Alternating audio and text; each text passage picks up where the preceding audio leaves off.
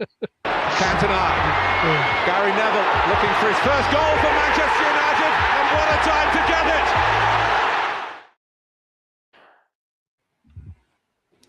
Welcome back to the Worldwide Reds. Everton 0, Manchester United 1. It was ugly. It was professional. Big 3 points. Not pretty, not dominant, but very, very important 3 points to get us into that top 4. Generally, we may stuff it up, but this time we went through. I actually enjoyed the game. A lot of people didn't. I see it a lot different to everyone else, but you know what? It's 3 points in the bag, and sometimes you got to win ugly. How are we, boys, and how are we going? Good. Happy with 3 points. Important. I'm with Adam. I actually didn't think it was that bad. I wouldn't say enjoyed it, as I've had that debate many a time before, but I was pleasantly pleased enough. Especially the 3 points obviously makes it a little bit easier. But a good way to start my morning for sure. Yeah, and I'm sure all of us expected it to be a tough game after the West Ham game as well. So the fact that we kind of like, for the lack of a better word, suffer through the game while getting the 3 points, I thought that was really good. I think that was important, though. I think we showed that. I think teams have got to, when they push in for the higher spots in the league, you've got to win games that you don't play well in. And I think today we didn't. Not that we didn't play bad, but I don't think we. I feel like we lacked quality up front in the first half, especially. I didn't think we could keep the ball as well as I thought in the final third. I thought the game was quite end to end, and I think we defended very well. I think both teams kind of did, actually. Anyway, see you, Jordan. What? Did I drop out? I think Adam dropped out there, to be honest. Your internet Yeah, I think it was you. So back up, mate. He paused on my end, and everyone else was fine. Apologies if it was me, but I thought it was him. Anyway, look, for me on the first half, I actually watched it. I didn't watch it like while it was live. I had it going in the background, everything like that.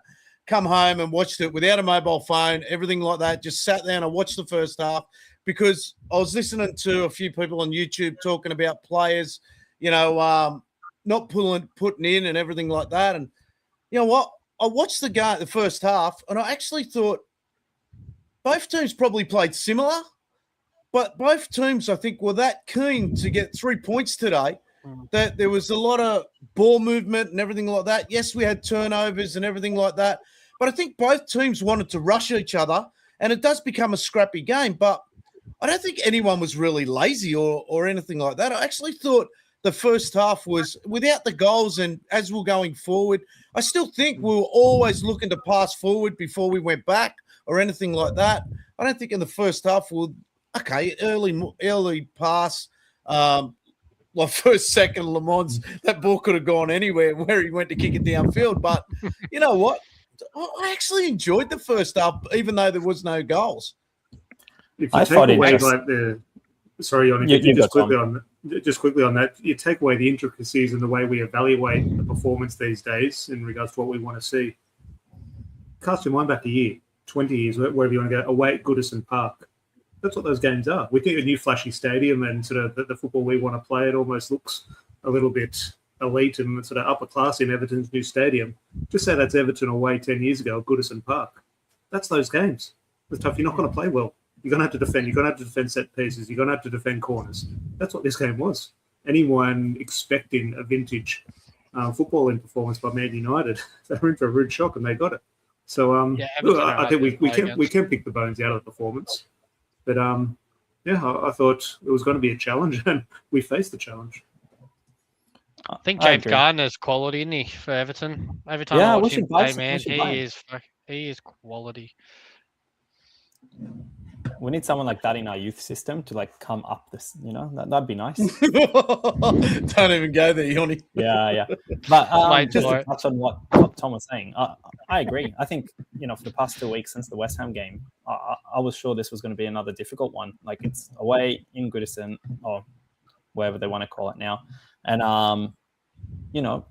my whole thing was, let's see how we recover from a setback and whether we can get the 3 points. And for me, it was more important that we get that win, and we kind of like, we don't end up kind of taking a step back or a step sideways by drawing or losing or whatever the case is, especially when Chelsea drew as well and all that kind of stuff. So yeah, I was overall quite happy. And just to touch on what Adam was saying about the first half, I definitely don't think there was any lack of trying. I just think the quality was lacking at the end of it. But then if you look at the defensive aspect of it, we were going the entire like half defending well and this and that. And look at, I think it was the end of the half, Bruno twice blocked a cross coming in. One of them, he ran like 40 yards to get that block as well. So it's not like we didn't try, we didn't defend. Like we worked hard to get that clean sheet. So yeah. Elliot? I thought Le Mans was incredible in goals again. I really rate him. Very, very, very happy. He's man of the match. I should have. Yeah, he got man of the match. Yeah. He did in my He's heart. just so good in like the crosses, isn't he? Like he just claims everything. So composed. I felt sorry for him, with those corners, like towards the end of the game. They were just swarming the 6-yard box and just swarming around. Imagine if we had Onana or Bayindir for that. Like he just backed himself every time, and his accuracy was punching the ball away, like on those corners. Yeah. And the good thing about that is, I think that's kind of like Everton's, I mean, stereotypically, it's Everton's like game plan or whatever under Moyes. It's, the long balls, the crosses and things like that. And because that's like Le Mans' strength, he actually like was saying, bring it on. I'll go for it every time. And I heard it somewhere else. I don't remember where, but it also now will show future teams who are coming to play against us. You can try to do that like you did in the beginning of the season and last season, but it's not going to have the same effect that it did back then, because now we are a lot more confident in what we're doing, defending from like the crosses and things like that. I tell you what, the boys need strength, don't they? We're talking about Lenny Yoro, upper strength, how big he's looking and everything like that. Mate, I swear to God, in those last 4 or 5 corners, and it's something I'm going to take Arbor with today, is the corners. But the strength these boys have to show when they're like around the goalkeeper and stuff like that. And our keeper, he has to stay calm, because I always used to say it to my daughter, if you get involved in the scrap in the box, you're going to cop a goal. And he didn't get involved in it or anything like that. He just held his position. And whenever he needed to take the ball, knock it out, catch it, everything like that, he's just so calming for the fans and for the team. See Lenny Yoro get thrown into the goals from Tarkowski. That was not a yellow card. And he got a yellow for it, man. It's absolutely ridiculous. Yeah. I just thought like that was the difference between 19-year-old and a 34-year-old. But speaking of like 30-year-olds plus or whatever, I thought in defending all those corners as well, Maguire really that was suits very him, good. doesn't it? Yeah, that's his bread and butter.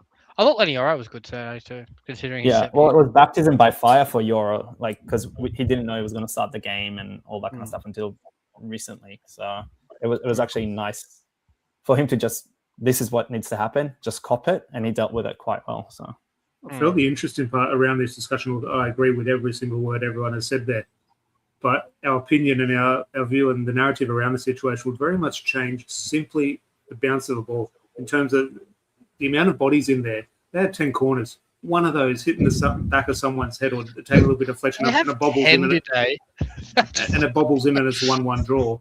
We're then questioning Leman's coming to collect balls or Harry Maguire, the suitability or mentality of these players. And today we don't have to have that discussion because we held on and got the job done. But that just shows like people hated Ole Gunnar Solskjaer for always saying fine margins. So the fine margins were in our favour. Next week when we're defending these against Crystal Palace, it could come off the back of Harry Maguire's head and sort of bundle over the line, and we're saying, what on earth, we can't defend crosses. So it's fantastic today, but that is sort of, you need to get over the line, and so they did. In saying that, though, Tom, I think we're a lot more composed and a lot more organised, I think, on corners and set pieces. Mate, I just it comes from Lament. As you said, there's a calmness. I feel I put a comment in one of the posts. My health and my stress drastically has improved because when the ball went into our half a year ago, once the opposition crossed halfway, and kick the ball in the general direction of our goal, you thought there's a chance if Onana gets involved in this, there's a chance this could be dangerous. Let alone when they're throwing corners in sort of right under the crossbar with 6 or 7 bodies under the crossbar. So, yeah, Lamens, look, whether he makes it as a Manchester United goalkeeper and he's a Premier League winning goalkeeper, time will tell. But for an introduction for a young goalkeeper to come in and perform like he's doing, look at David De Gea's first season and crosses coming in under the crossbar. David De Gea turned out okay, but he completely failed at that first season at that challenge. Lamens is succeeding at that challenge. So that's not to say he's going to go on and have that career. But I don't think, look, we'll have a Player of the Year vote at the end of the season. I'm sure Brian Mbeumo will be there. Bruno Fernandes will be there. He puts another 5 or 6 good performances in. I'm willing to throw Sen Lamens in there. Did any of you boys, I don't know if any of you boys saw the interview with Sane and He Van speaks der like a Sar? goalkeeper. Yeah. Mate, the part, I enjoyed the interview and everything like that. But when he came on and started talking to Van der Sar, it was like a little boy talking to his childhood hero. Honestly, It was just brilliant to watch. It was so good. Yeah, that's what I got out of it. And he was that excited to talk to him. It just blew my mind. It was so good. Yeah. And he kept his head screwed on throughout the entire thing. Not like getting his head bigger and things like that. It was like, he said, to be compared to Van der Sar is great, but I'm obviously nowhere near that kind of level at the moment and things like that. So yeah. I like that, though. He doesn't show arrogance. He knows he's got to build himself. I like very it. humble. Yeah, no. Yeah, very humble guy. He seems that type of guy, and I suppose that's why he keeps that calmness in the back. Like, it was just... Okay, look, when we scored the goal, I know this is jumping ahead. We might as well jump ahead to the goal. It was a great goal. Everton did have their chances and everything like that. But while we're talking on Sunday, the saves that he was making were phenomenal. They were so good. That one where he saved it top corner, that one there, he was to his left and he had to get across there. It was very unorthodox save, but he had to watch out for the post as well, which makes it even harder. So he's got his eye on the post as well as the ball. What a save. There was another one that got drilled at him by, I think it was Tyreek. That was the save for me. That was late. And I was like, man, to hold that, I didn't even see the ball leave the guy's foot. It was that quick. They mentioned that in the interview as well. He said that that's one of the things he's been working on and he feels he's strong with. It's actually catching the ball, so there's no second chance for a striker to, come back and try to get a goal off it. It's something that Onana would have loved to. Onana probably would have been like, there you go. He would have tried to make the foot save and it would have went under him. Yeah. Well, they're the two fears with Onana. One, Yanni's right in regards to parrying it into a dangerous area. But then Adam also mentions there's a chance it goes under Onana. He doesn't get down quick enough to it. So it's just, look, I don't want to sort of bash him or bring him back into it. So look forward to what Lamens is going to bring. But again, I'm not saying player of the season yet, but I think for a young goalkeeper coming in, Edward Van der Sar has spoken about it. Paul Scholes, Gary Neville have all spoken about it. It is the hardest job in world football in regards to a player.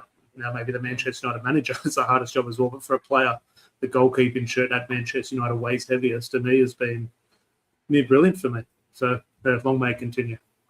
What was the go there in that second half where Lamont had the ball in his hand and he went to drop it? Bit of a heart issue. Yeah, isn't that not play on? Because it wasn't a foul or anything. The line referee blew the ball down because it was offside. Oh, it was a free kick. Yeah. Okay, so it was a free kick. Yeah, the issue there became though, which I agree. I think the referee did sort of signal to it's a stoppage in play. However, it was 10, 15 meters. Well, Lamens was 10, 15 meters ahead of the offence. So that is where shouldn't you put it back down on the goal line? That's where that's it. It's a little bit tricky. So look, that's something maybe Onana would have done, and we'll have a different discussion. Oh my god, I didn't know what was going on there, and I'm looking at it going, is it because he's in the D, or is he too close? I didn't realise it was offside. I didn't even see that, and then he put the ball down. I went, must have been a foul. So anyway, I was confused too because I was thinking, why would they cancel this when it always makes me think. I think it was Nani's goal where the keeper put the ball down and then Nani just came and kicked it in or whatever. Yeah, that was unreal. That. Yeah. But I just want to say about the defense. One last thing. The other thing that I don't know if it's based on planning, or it's just we're getting lucky with that at the moment, or maybe it's just the mentality of wanting to win everything. But a lot of the second balls from when Lemons punched the ball away or when we headed it away, a lot of the second balls did come to us as well. And then we managed to clear it properly afterwards. So we never had like that consistent clear a ball, Everton attacks again, clear a ball, Everton attacks again, because we actually got to those second balls.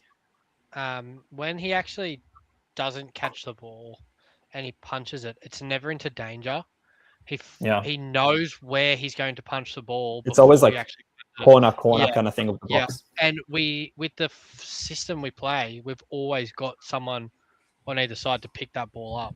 So it's quite intelligent from him the way he actually does. Where Anana had the problem of if he was going to punch it, it's straight in front of the goal, so someone could just run in and tap in the goal. There's quite a few of them too, wasn't there? But Le Mans is very good at knowing where to punch it to avoid the danger, which I think is massive for a keeper of his age.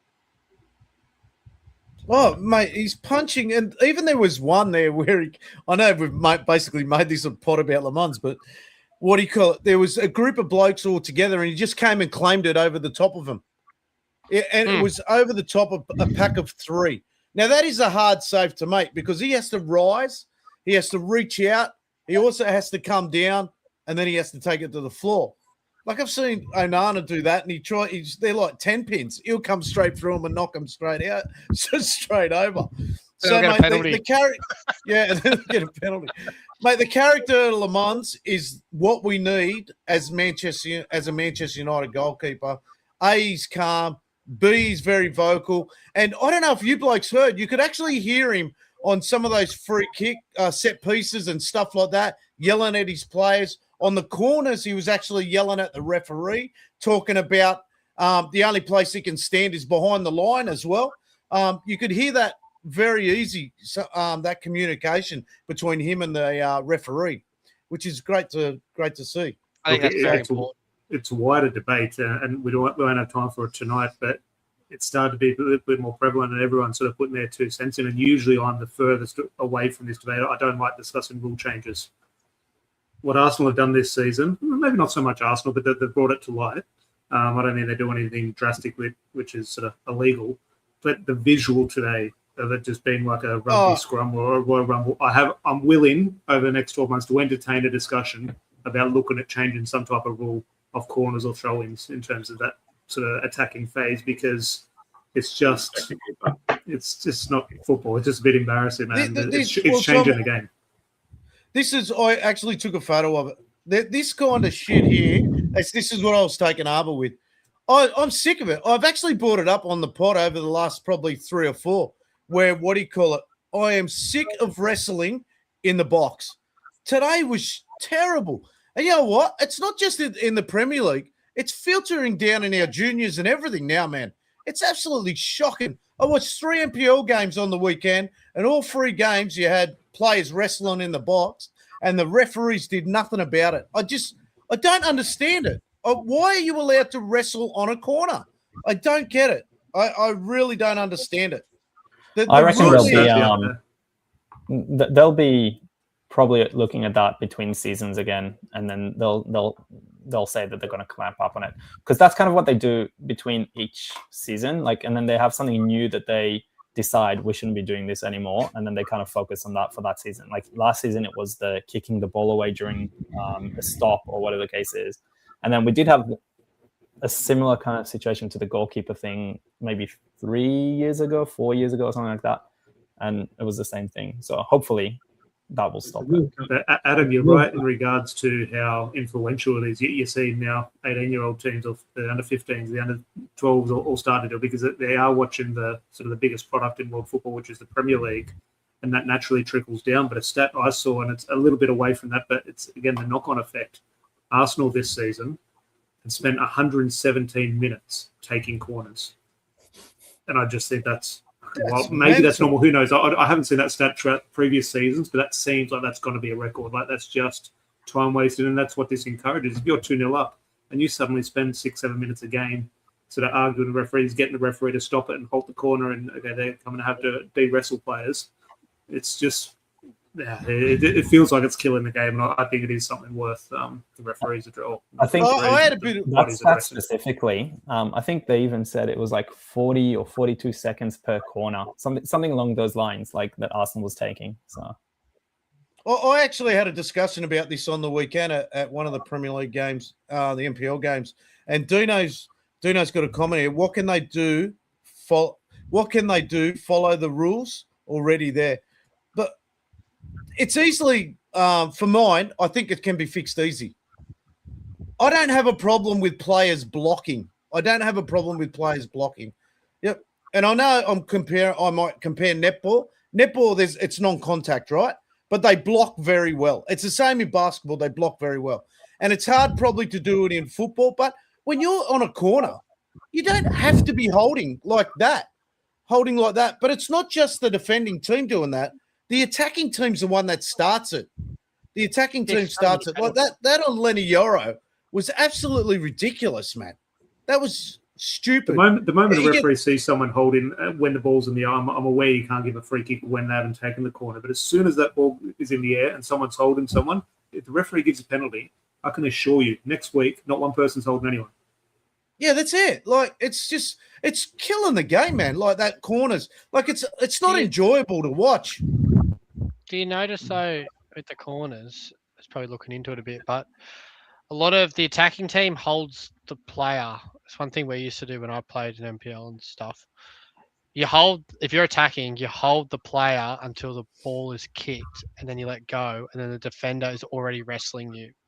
So therefore, if you're brought down, you might have done the holding first, but the ball's not in play, so therefore it can't be a free kick to them. But then as soon as the ball's in play and they're holding you and they bring you down, it's considered a penalty.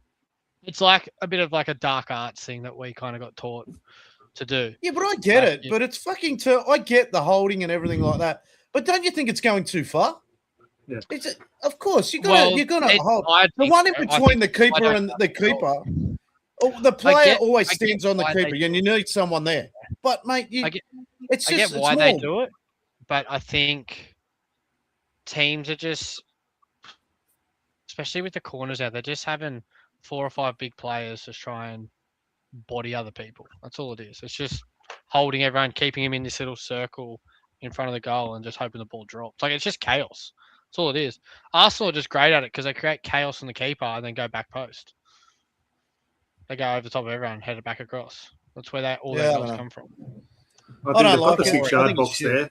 When you think about a field and you think about the rules, the 6-yard box, what on earth? Now someone can tell me, that's where you put the ball for a goal kick. What on earth is a 6-yard box for? I'm sure there is a reason. I have no idea except for the goal kick. Maybe you could just make a rule. This is me with just my thinking cap on.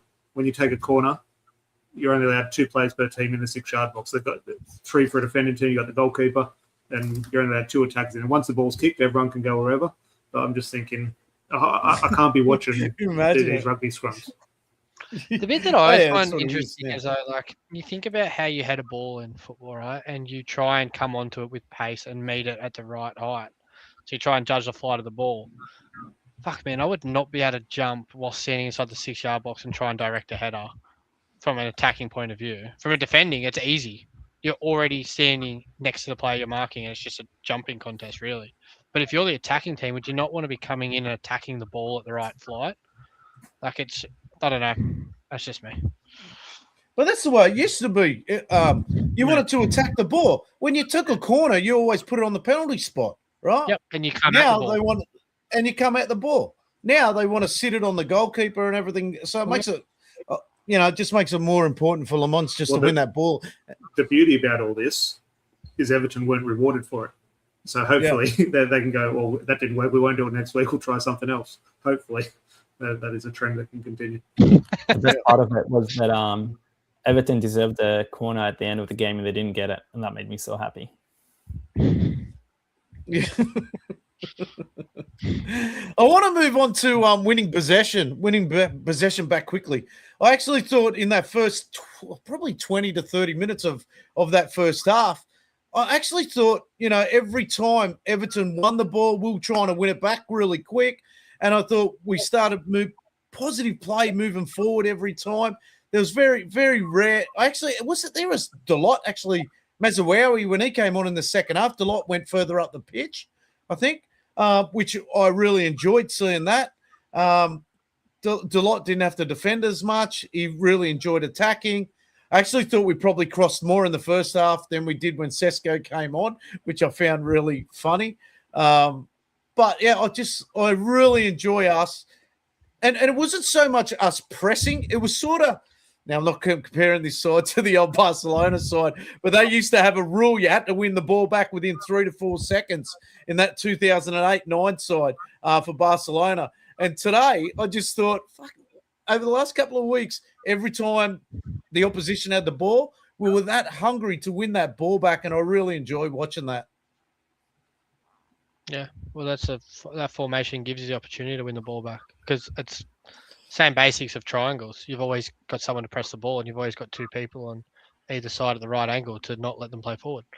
So as soon as they get the ball, you can pinch the ball back so quickly without them playing around you. Whereas, like if you played our 3-4-3, it's so easy to once you break one player in the press, you're out.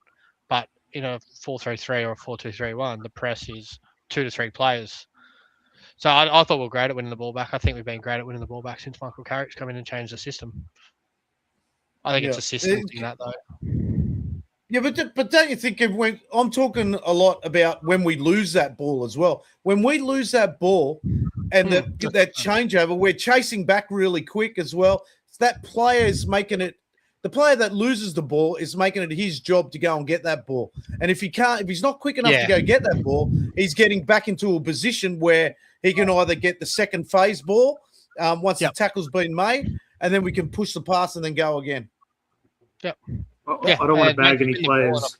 You can break heaps quicker too because you've got players in position ready to go. I don't want to bag players who weren't involved and not contribute in a bad way at the moment. But I do think in regards to the last sort of 6 months watching us sort of fail at that aspect of the game, Patrick Dorgu and Manuel Ugarte have sort of been sort of regulars in the team earlier in the season. And I just think the visual I always get when we lose the ball, it's 5 seconds later they're fouling someone. And that sort of stops the play and the other team still has the ball. Like the amount of, I don't have the stats in front of me, Manuel Ugarte has to have the most fouls this season. Anytime someone came within 10, 15 metres of it was a foul. And I just think that keeps the ball for the opposition. And suddenly all those same shapes, the same attempts to go get the ball were seen as failures because the other team kept possession. So I just think having that, not to bring in, Kobbie Mainoo should have always been playing, but Kobbie Mainoo and Casemiro and Bruno Fernandes, they're just simply not fouling as much as Manuel Ugarte was.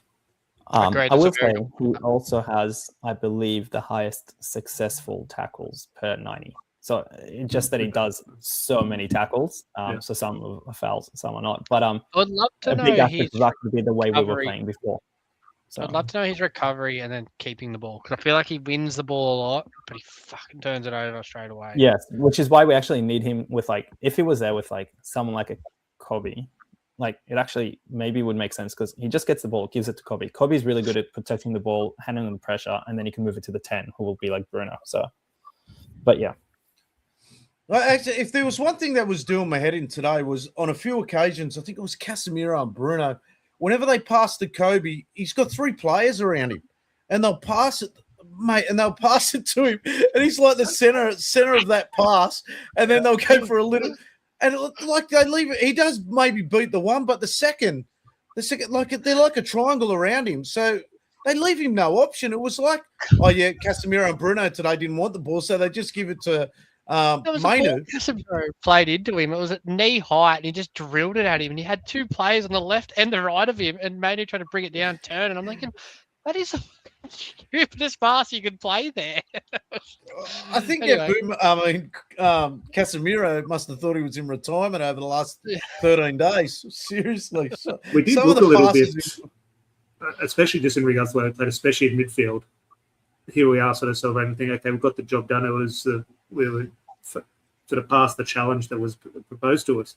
But I just felt we, especially in an attacking sense in that midfield, we just didn't play too well. And that is why we're having to defend so much and win the ball back. I just think they looked a little bit leggy. I know they did have a couple of days off, best part of the week off. A lot of them were travelling around the world. And I'm not sure why there was no international break. Obviously, they get that throughout the international break. But fair play to them, but they just looked a little bit flat in regards to their sort of sharpness on the ball, which they have shown in previous weeks. Yeah, I actually thought at times we got in the way of each other in that midfield as well.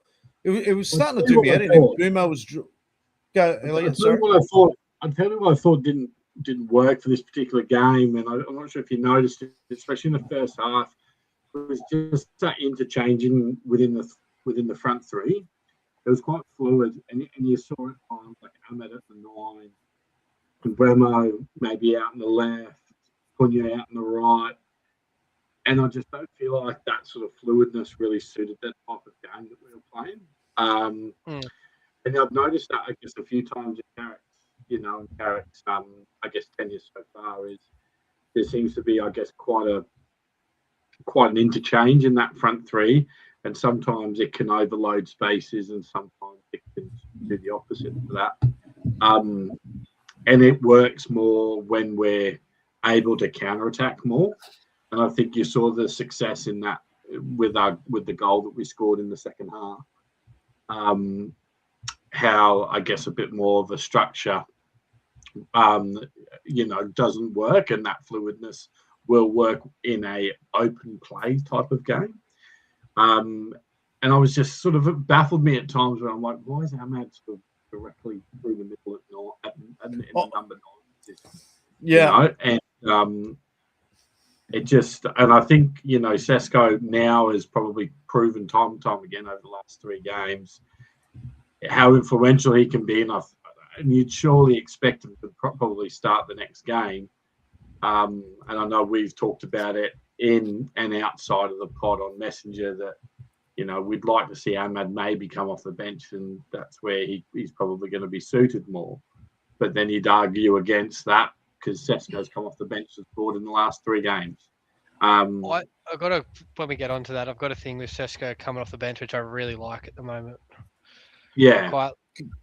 You think from a defensive point of view from Everton, you've sat there for 60 minutes and marked a left-footed player that tries to get in behind and is technical. For 60 minutes, he's run you around the pitch. And then for the last half an hour, you've got a 6'5" pacey striker, fresh, coming off the bench, full of confidence. You're thinking, if you're Tarkowski and Michael Keane, you're thinking, fuck's sake. And I think that's why Sesko is doing so well off the bench, because he's coming on confident with a point to prove.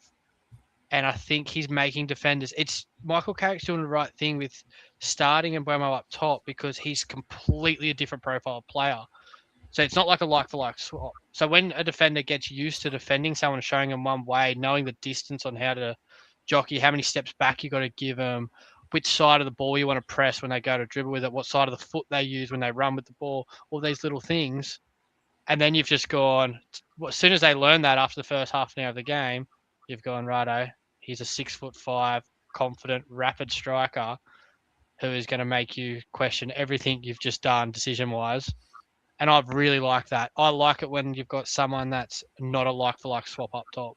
From a defensive standpoint, it's so difficult to mark.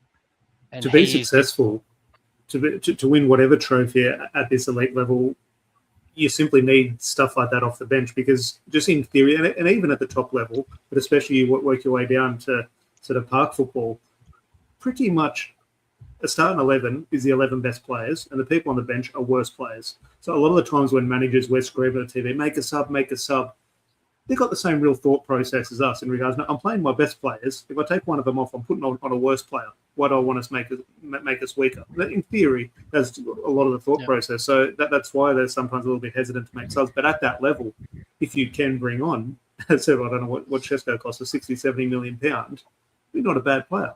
So I think in terms of, I remember going through sometimes when Real Madrid were winning the Champions League, you looked at their bench. If that was at Manchester United, the only debate we'll be having about that bench is how can we have 300k sitting on the bench not playing every week? But that is what the squads who win Champions Leagues, what they have on the bench.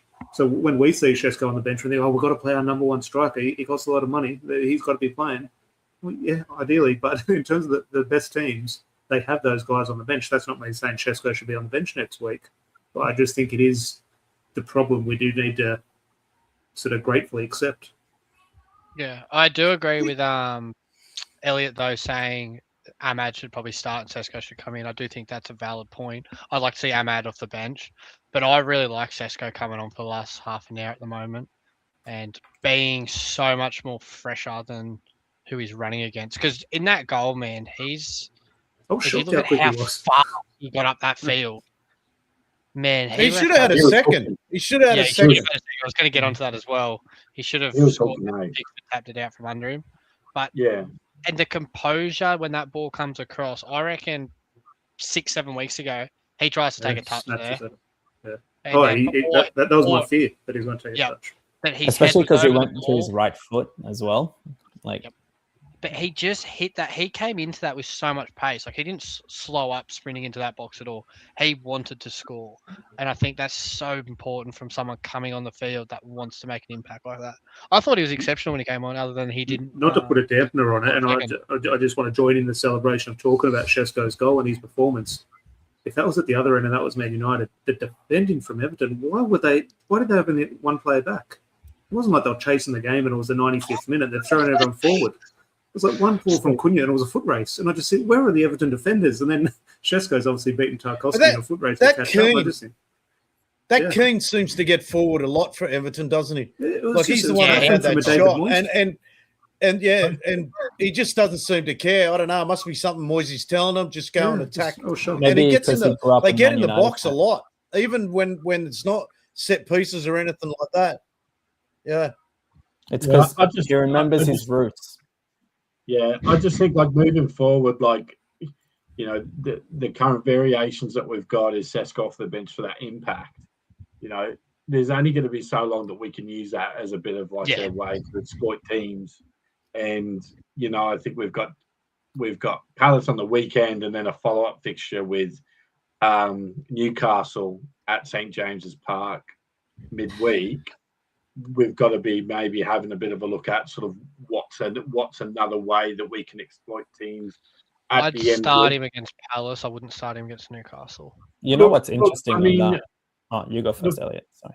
Look, I'd like to also potentially see maybe Mbremo come off the bench as an impact as well, because I think he can impact the game in a different way to what Sesko is by potentially coming on like for Ahmad and attacking the game from that right hand side too. You know, we've seen there's been success with Cunha coming off the bench, sort of when Carrick first came in. Sesko now, you know, I know Mbremo is quite an unorthodox player and where he's been played at the moment, but I think we've just got to use things to our advantage and try and do things a bit differently every 2 or 3 games just to try and keep our momentum going a bit. That's just me. You know what's interesting is that for the past 2 weeks, we all said, I mean, most fans said that they reckon Sesko should start this game, bench Ahmad or Mbuma or whatever the case is. But then, I don't know if you listened to Rio. Rio was actually saying he reckons like Mbeumo was the right choice. And for him as a defender, he'd rather not have Mbeumo start the game. He'd rather Sesko start Exactly what I just said. Yeah. So exactly what I just said. From a defender's point of view, man, having Sesko come on for the last half an hour is the worst possible thing to deal with. Yeah. That's why Ollie was so good, wasn't he? Well, that's what I mean. Like you can't. Like I would rather, from a defender, I would 100% rather mark Brian Mbeumo for 90 minutes than mark him for 60 and Sesko come on. I'd rather mark Sesko if I'm going to mark him from the start of the game, because then you can get a read on his touch and how he plays and which side of the foot he likes to dribble with. Does he like to use the ball out wider than the inside of his body? Like it's just all these little things you pick up on as the game develops.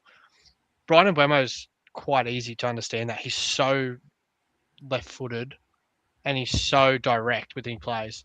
Sesko, he's rapid, man. He is rapid for that goal. I don't think anyone else gets there that quick on the field. Yeah, no, look at, and I agree with that, and I agree with like the almost tactical approach everyone has here in regards to sort of changing that up and having that option off the bench. The issue comes, our analysis is solely based and focused and dependent on the result. If we have 0-0, we're discussing different things about the substitutions and everything. It's solely we're discussing the positives of it because we won. And if we don't get that goal, we're saying, well, shouldn't you start with your goal scorer, your real striker, and give him 90 minutes rather than 30 minutes? Give him 90 minutes to score a goal rather than 30. And I'm just thinking, I agree with everything said there, but it's just that is the fine balance Michael Carrick or whatever manager has to strike. It's a tricky one. Just Are you to put saying it we're out there, biased, Tom? Are you saying we're biased? just to put it out there to you guys, Of course we are. what do you think Sesko's better performances have been, from the bench or starting? No, it's definitely off the bench so far. So do you change that? Like, I'm just being that. Well, I don't even know that if someone could show me the stats in front of me. I would even maybe not say bench, which I assume they are.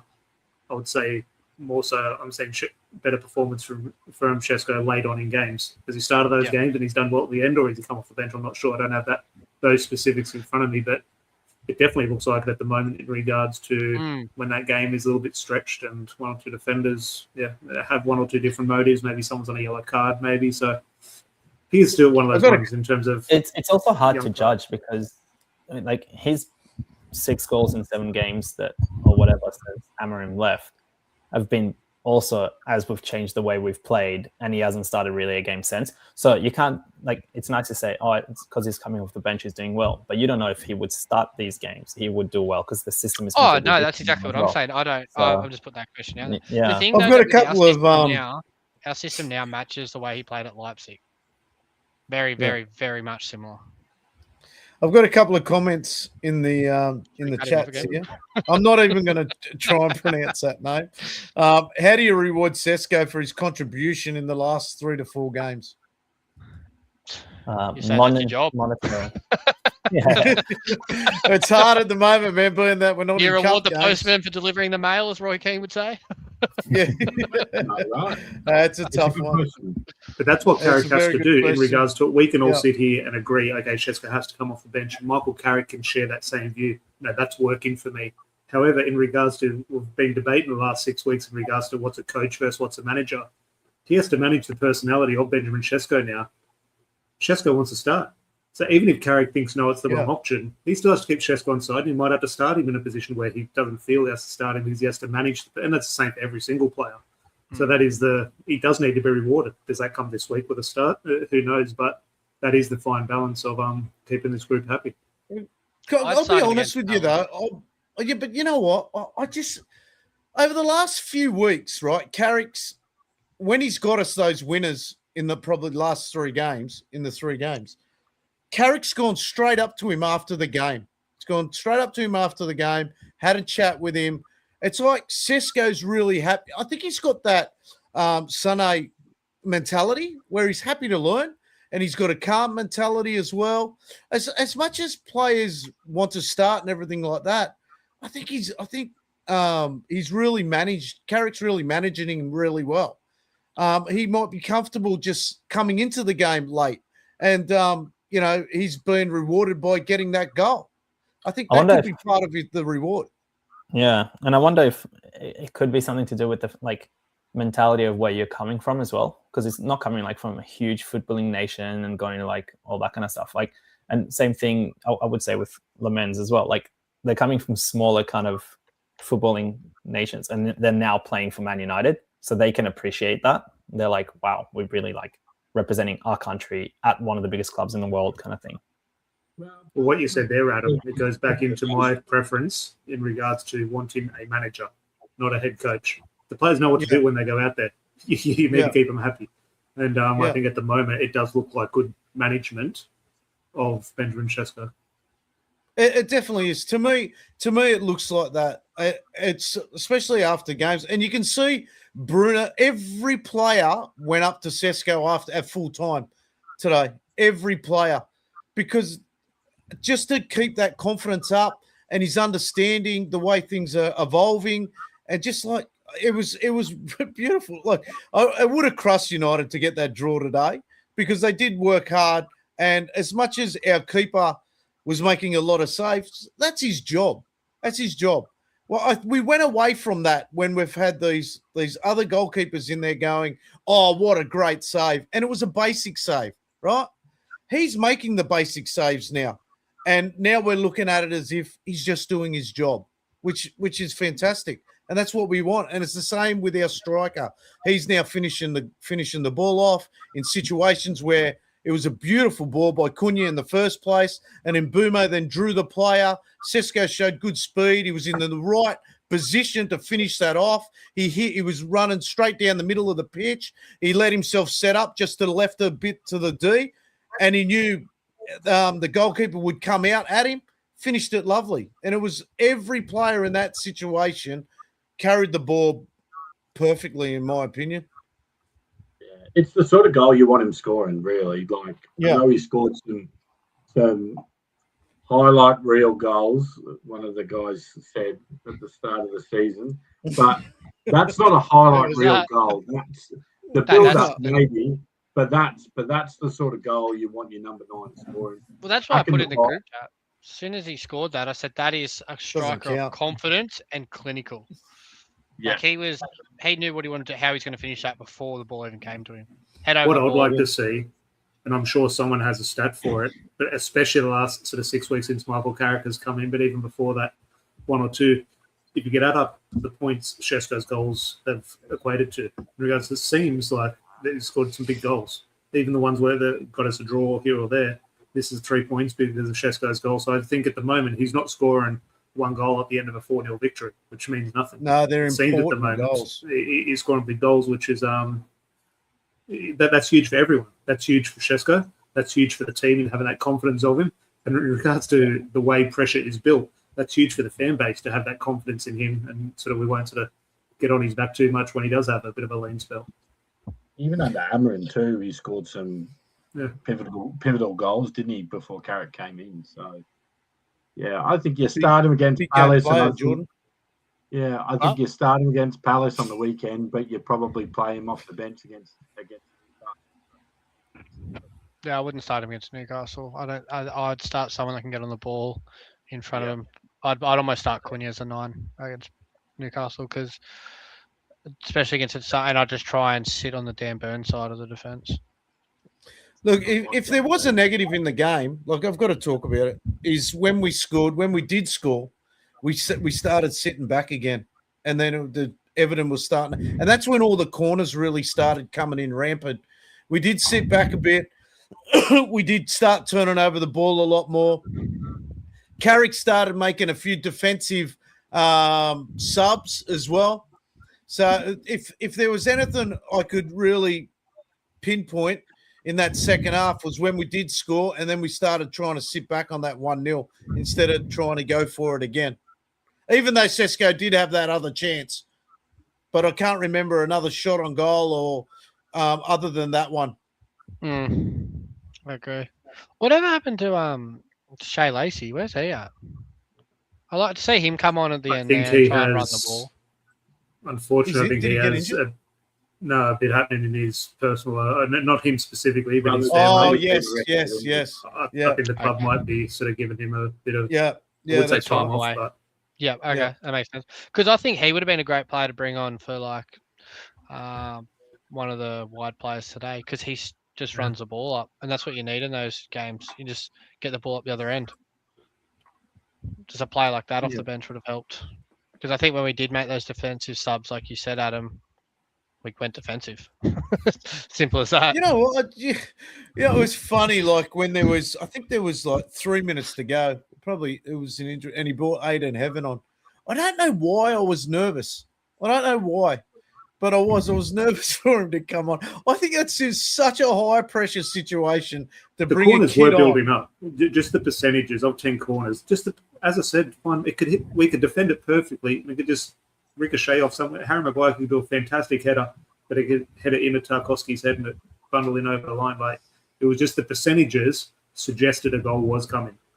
And it just every 2 seconds there was a corner. Like, even if we kick the ball forward, somehow the wind will take it out for a corner. Like, it was just every 2 seconds. I always find the late subs kind of, I get them, but I also find them quite difficult for the player that's coming on. It normally takes you a few minutes to get up to speed with a game and get involved and learn where everyone is on the field. And you got to try and, like, Aiden had to come on and just start defending corner after corner after corner. I remember one time I came on as a sub, and it was sometimes I was on the bench, but if I was on the bench, I'd usually come on with, I don't know, half an hour to go sort of thing. But once I came on in injury time, well, I think it was 0-0 or we'll win in 1-0, I forget what it was, but I came on deep in injury time. I didn't know where I was. I was just running in a circle. Everything was moving around me. I could not get near anything, and I was like panicking. That made me sort of. It was the strangest feeling I've ever had, and it was like panic station set in. It was so Longest weird. 2 minutes of your life. It was shocking. I want to touch on the combination. Look, when you saw the lineup, and because there wasn't any talk of Martinez being injured at all through the week, has there been an update with that when he got the calf injury? I don't know, but when I saw that lineup and he was out again, like when Yoro came in. Sorry, Jordan, go. He needs to stay fit, man. Oh my God, Martinez has got to just sort himself out and just get fit.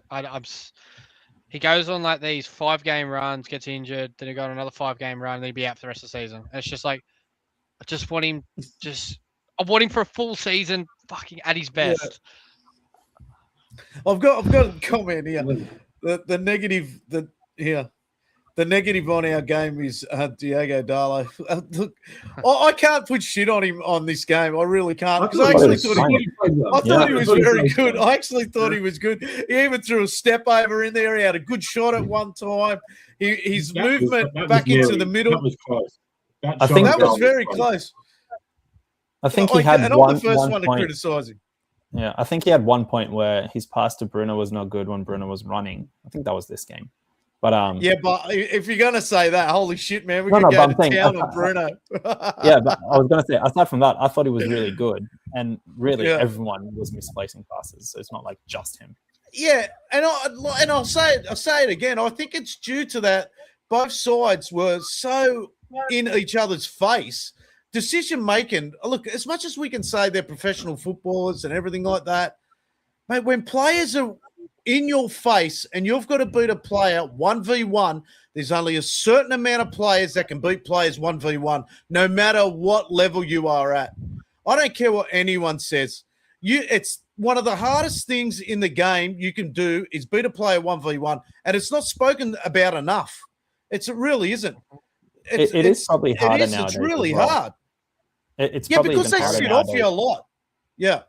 You find players don't dive in. Look, probably Diego Dalot's probably the easiest to beat 1v1. But what do you call it? That's only because he jockeys too far away. And there's a lot more space on the pitch these days where players are that quick when they put the fucking run at him.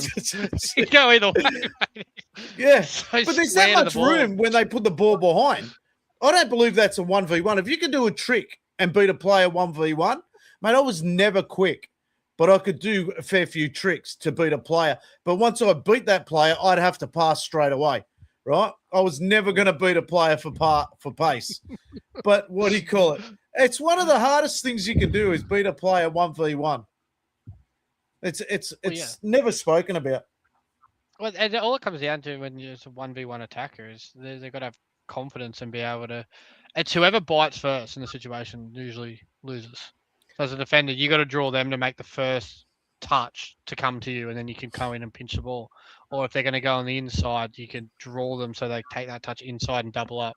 Little things like that. Where that Doku for Man City, mate, he is probably the best one-on-one attacker in the Premier League at the moment. Yeah. Doesn't matter what you do, man. He's fucking making you look like an idiot. Yeah, but I mean, Ahmed's good at that as well. But those front three, they've been doing it their whole career. That's their job. Mm-hmm. They've got to beat a player.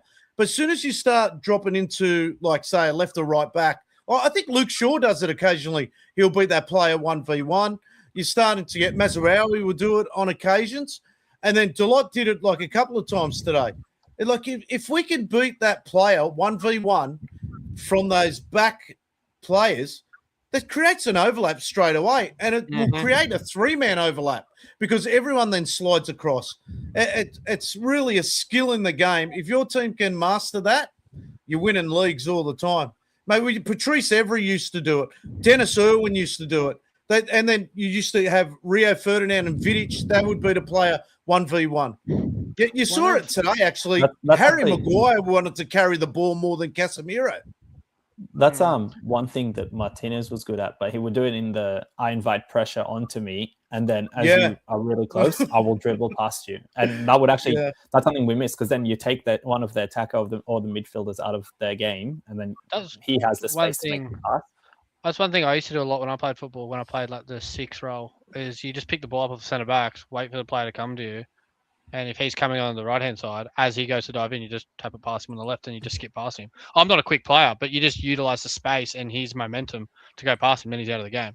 I'm just going to call you Jordanso Martinez from now on. One of the best players in the Premier League at just skipping past players into space is Cole Palmer.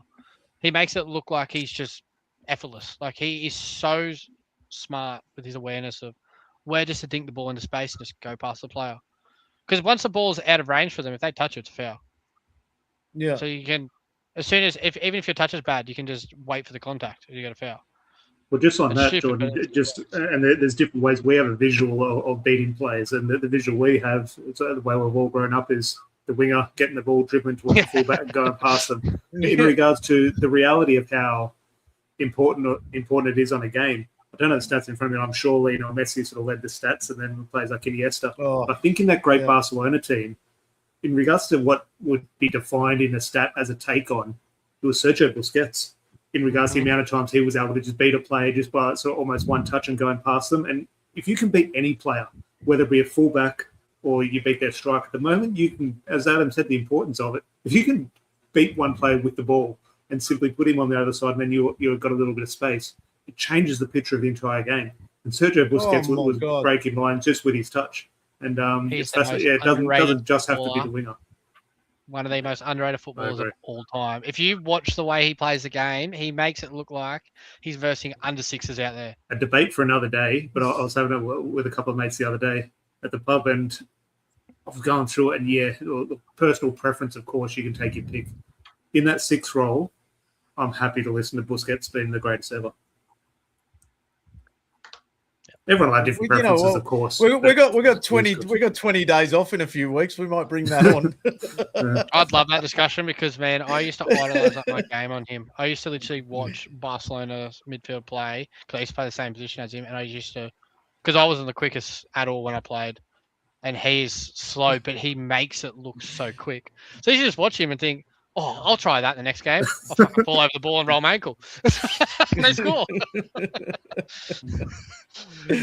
All right, boys. We've gone 57 minutes. It's been a great laugh. I know Yoni's got to go. He's got to do a bit of uni stuff with his wife or something like that.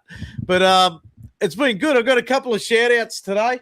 Of the first one I want to put out there is congratulations to the women. They're at the Asian Cup. They won 2-0 this afternoon, which is massive for our girls. They're only part-timers, and most of the teams in the Asian Cup are pretty much full-time in futsal, which is good. And this is probably their 2nd tournament. So congratulations to the Futsalrug women. And hopefully, fingers crossed, one day my daughter's going to be a part of that. And they changed the kit before then. That kit is fucking ugly, eh? Yeah. I'm sorry. They probably don't get to wear the new one. They don't get the new one. They probably picked those ones up from Botany to pick them up for the girls. That's mate. I'm not shitting you. I thought Jordan said that kid is so ugly, and I was like, "Hey, she's playing soccer. Leave her be." And then I realized he said kid. We're good. And the next one, we've got an event on. We've got an event for everyone knows Wazza. He's riding.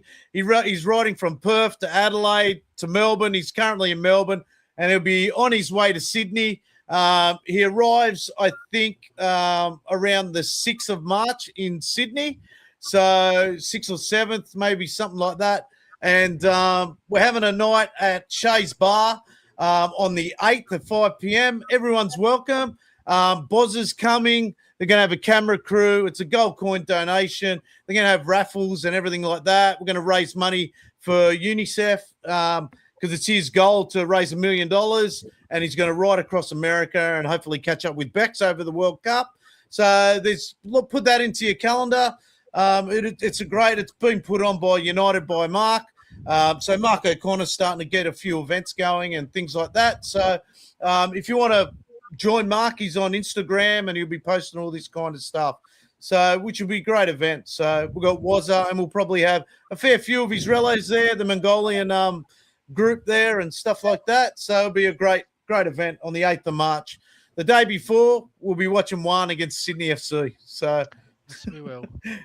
we certainly will. So, and it's been very entertaining. Cheeto Obi, shout out to him. He got 4 goals overnight against Leicester. The women winning in the the Champions League? Is it the quarterfinals they're into now? I think now the quarterfinals. So congratulations to the women. They did get knocked out of the FA Cup, but they've had a tough road this year. A lot of games they've played, and their next game is they played Chelsea again. Their next game is the League Cup final. Yeah, they've got a break now. Yeah. But probably the good thing about that, I think Chelsea have 2 Matildas. I think, and you'd assume the Matildas will be in the Asian Cup final.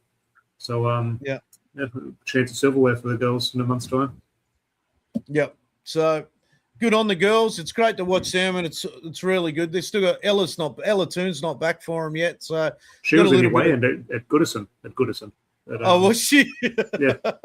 Oh, she would have loved it, which is good. So, and we've all been breaking boxes and everything like that over the past week or so.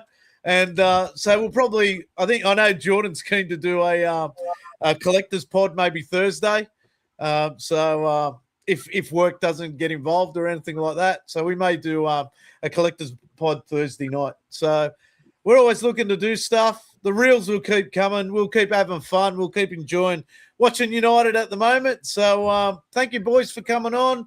Thank you, Yoni. Thank you, Elliot, Jordan, and the doctor, Tom. Thank you. I always love when Tom comes on. So he makes me sound like an idiot the way he talks. He talks so well, and I'll need to watch this back and hear because I don't see it. Yeah, I see it. Trust me. I see it. I got to talk after him. Fuck. It's funny. My daughter's training to be a school teacher at the moment as well, and sometimes the way she talks to me, I'm thinking, shit, she's going to put me in the corner in a sec. Nobody puts Adam in the corner. So also thank you to the people that watched us on TikTok. We got 2,500 likes on there. We're 100 or 5,000 followers there. Twitch and Kick as well. So we're doing really well. I think we've just ticked over 400 on YouTube, and we're coming up to 2,000 on Instagram. So thank you everyone that's involved. The support is fantastic. We're answering questions all the time, having fun with people all the time. So like, share, subscribe. We'll talk to you later. See you later. Check you. See you. There you go. Cantona. Gary Neville looking for his first goal for Manchester United, and what a time to get it!